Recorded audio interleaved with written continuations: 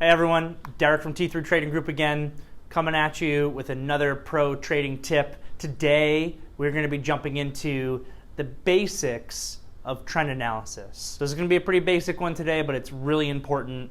My entire trading can get broken down into three definitions. The definition of what a trade is, the definition of what trend is, and the definition of what momentum is. Today, we're really focused on that second one. We're going to be talking about what a trend is, when that trend is potentially being challenged, when a trend is broken, and when a trend has reversed. So first, what is a trend? Well, the definition of an uptrend is a pattern of higher highs and higher lows. The definition of a downtrend is a pattern of lower highs and lower lows.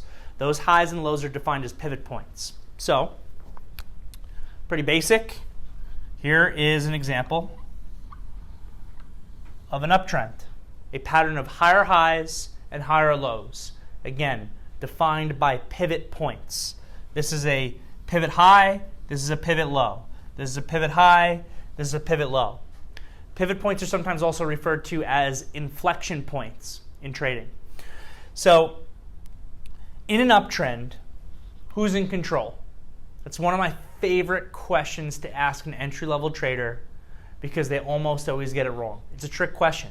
Who is in control in an uptrend, buyers or sellers? The answer is both. It depends on where within the trend that you're looking. Sure, within the totality of an uptrend, buyers are in control. But if it was only buyers that were in control at all points, you wouldn't have an uptrend, you would just have up, right? An uptrend is a constant battle between bulls and bears, where bulls keep regaining control from bears at ever higher prices. So, at the pivot high right here, at this spot, sellers actually take control from buyers. At whatever this absolute top is, at the top of that pivot point, sellers are now in control. And they are in control for the duration of this pullback until the pivot low comes in. The pivot low, that is the spot where buyers take control from sellers and they begin to drive it back up. Sellers take control from buyers, drive it back down. Buyers take control from sellers, drive it back up. But the key here is buyers are regaining control from sellers at consistently higher prices over time. And that's what makes these pivot points important to us as technical traders. A downtrend is just going to be the opposite of an uptrend. A downtrend, the definition of it, is a pattern of lower highs and lower lows. So my stock is working its way down over time, right? Pivot high, sellers are in control. Pivot low, buyers are in control, they drive it up. Pivot high, sellers are in control, okay? And one other point I just want to make here real quick. There's really kind of two types of uptrends, and sometimes they get combined with each other. You have your traditional uptrend, which is that pattern of higher highs and higher lows that I just kind of drew on the board. And we have another type of uptrend that I call a stair-stepping uptrend, which basically is a series of bull flags. So your stock moves higher, and then moves sideways, and moves higher, and moves sideways, and moves higher, and moves sideways. So this would be more of a stair-stepping type of uptrend. And again, these are basically consistent bull flags that are coming in and leading to higher price action, okay? So that is what an uptrend actually is. It's a positive feedback cycle of buying in the marketplace. One of the beautiful things that we want to remember about a trend is that they tend to last for much longer than you expect that they will. And a great rule when you're involved in something is you should almost assume that the trend is going to last forever until it proves to you that it's breaking. And then obviously we also have trends on multiple time frames. Sure, there's a 5-minute uptrend, but what's the daily chart look like? So there's a lot of considerations that we have to have in place when we're thinking about our trend analysis. So that is what an uptrend and a downtrend actually is. Now obviously, most of the time, these trends don't last forever, right? They eventually just break, or sometimes they even reverse. So there's a couple other things I want to talk about. The first is a challenged trend, okay? So in a challenged trend, I have my pattern of higher highs and higher lows. Everything is normal, right?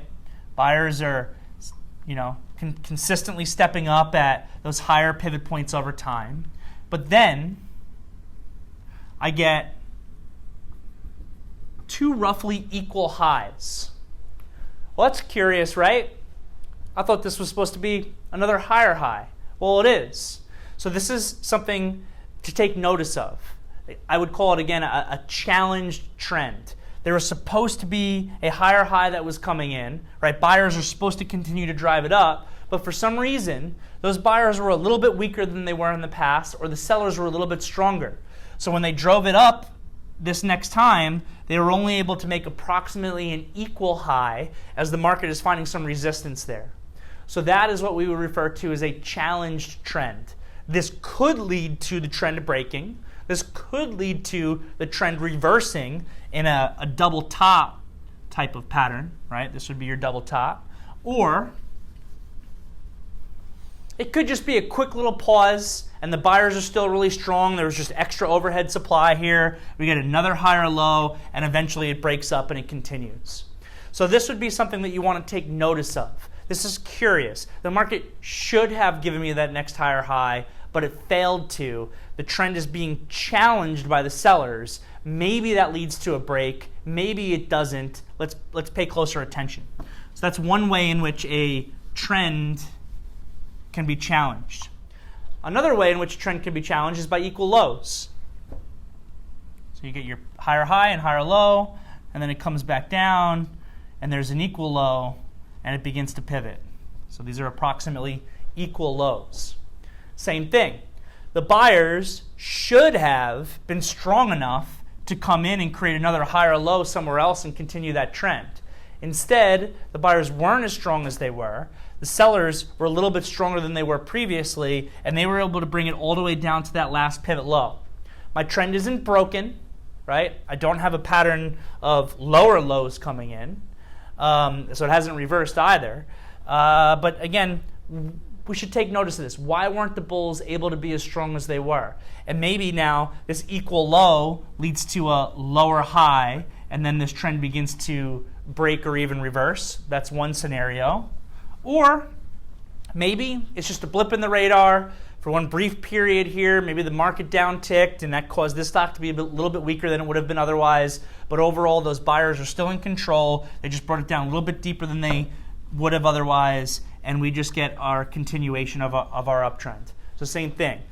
Equal highs or equal lows within the confines of our trend basically create a challenged trend. There's something that we should take notice of here, but it doesn't necessarily mean that anything has changed. So that is what we call a challenged trend. All right. Next, we want to talk about broken trends and reversals of trend. And right now I'm just doing uptrends. Everything I'm doing here can be applied in the exact same thing but opposite to a downtrend, right? So what are my definitions? A definition of an uptrend is a pattern of higher highs and higher lows. So my stock is working its way higher. I have my consistent higher highs and higher lows as defined by those pivot points that we discussed. And now maybe we get a lower high here.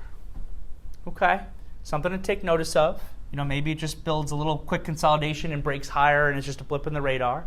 But maybe I get a little bit of a lower high here and the market starts to pull down. Do I have a reversal yet? No. Do I have a broken trend yet? Not even necessarily. But this last pivot low, if that begins to break, do I now have a downtrend? Well, let's think about it. High, low, lower high, lower low, right? Once it breaks this point, I have a lower low. And that's the definition of trend, right? Pattern of higher highs and higher lows leading to a pattern of lower highs and lower lows, you have a reversal. And there's a number of different types of chart patterns that can lead to reversals. I'm not going to get into all those today, but some of them are head and shoulders, double top, rounded reversal. We can do those on a different day.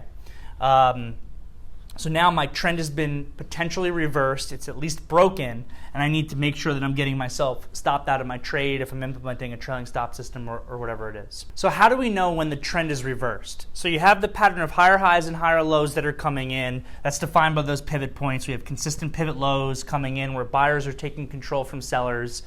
Remember, the definition of trend. An uptrend is a pattern of higher highs and higher lows. A downtrend is a pattern of lower highs and lower lows. So I only have a confirmed reversal of trend when I've gone from those higher highs and higher lows to confirmed lower highs and lower lows. So do I have a reversal? No, right? I've got a high, a low, and a lower high. So maybe our trend is breaking. So it could just turn into a consolidation. It doesn't necessarily have to be a reversal. Also, I just want to point this out. A lot of people do this connect the dots game where they draw trend lines. Like you could connect your pivot lows here, right? And you could connect your pivot highs here. And maybe you're saying, oh, it just broke my pivot line right here that I drew. My trend is broken, it's reversed.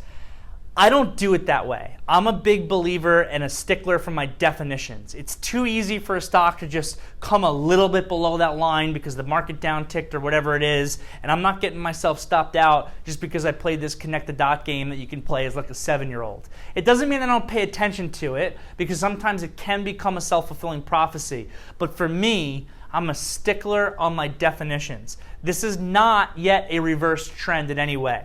It would only be a reversed trend where? If the chart breaks below this last pivot low. If it breaks below this last pivot low, I'm going to have a high, a low, a lower high, and I am now guaranteed to have some sort of lower low. Okay? And only at this point in time, right? If this axis was price and this axis is time, it's only at this point in time right here do I actually have a confirmed reversal based on my definitions of this chart. These are all the considerations that we really want to have when we are doing our daily trend analysis. Is my stock trending higher? Is it trending lower? What do the other time frames look like? Am I trading with the trend or am I trading counter trend? I tend to find that I have a better risk reward and a higher probability of success when I'm trading with trend. That doesn't mean that I don't ever, take counter trend trades. They just tend to be a little bit more difficult. You got to be a little bit more accurate with the trade there. But definitely some things that you need to be considering in your trading on a day-to-day basis. If you like what you learned today, definitely make sure to give me a like, give me a subscribe, check out the links in the description below, and I'll see everybody next time.